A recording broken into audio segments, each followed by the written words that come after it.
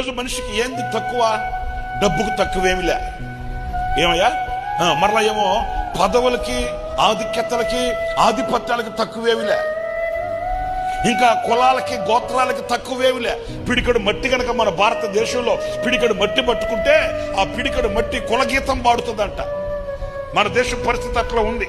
కులమో కులమో కులమో కులమో అని కొలగజ్జి పట్టి సస్తున్నారు జనం. మనిషి మానవత్వాన్ని కోల్పోయి రాక్షసత్వాన్ని ధరించుకుని ఈ రోజున సాటి మనిషిని ప్రేమించలేని వ్యక్తిగా మార్చబడి, ఈ రోజున ఆ కులం అనే కట్లతో కట్టబడి సాటి మనిషిని ప్రేమించలేని మోడుబారిన అనుభవాల్లో నిలిచిపోయాడండి. వికసించబడిన మనసు లేదు, విశాలమైన మనసు లేదు. ఈ రోజున మనిషి నేత్రాలలో ఆ కులం అనే ఆ యొక్క పొరలు కమ్మి మనిషి మనిషిగా కాకుండా పశుప్రాయుడు బ్రతుకుతున్నాడు. కులం అనే పేరుతో మారణకాండ చేస్తున్నాడు. కులం అనే పేరుతో మనిషి రక్తాన్ని కళ్ళతో చూడడానికి రాక్షసత్వాన్ని ధరించుకుని బ్రతుకుతున్నాడండి.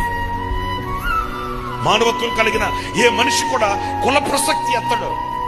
మానవత్వం కలిగిన ఏ మనిషి కూడా కులం పేరట మనిషిని దూరాన పెట్టడు. మానవత్వం కలిగిన మనిషి అయితే కులం పేరు ఎత్తాడంటే అతను మానవత్వాన్ని కోల్పోయాడని చెప్పుకోవాలండి.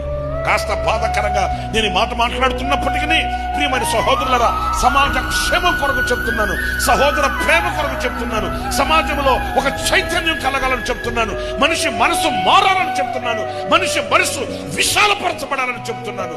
కులం అనే పేరు సమాజంలో వినబడిందంటే కులం అనే పేరుతో మనిషికి మధ్య ఎడబాటు కలుగు చేస్తున్నాడు అని మనం గుర్తించాలి. కులం ఎడబాటుని కలుగు చేస్తుంది. కులం మృతతుల్యమైన నిర్జీవమైన స్థితికి తీసుకుని వెళుతుంది. కుల వివక్ష. కులం అనే పేరుతో మనిషి ఈ రోజున గర్వంతో, అహంకారంతో ఊగిపోతున్నాడు. నా ప్రియమైన సహోదరులారా, జాగ్రత్తగా వినాలి. కులాలు మతాలు కాదు, కులాలు మతాలు కాదు మనిషి కావాల్సింది.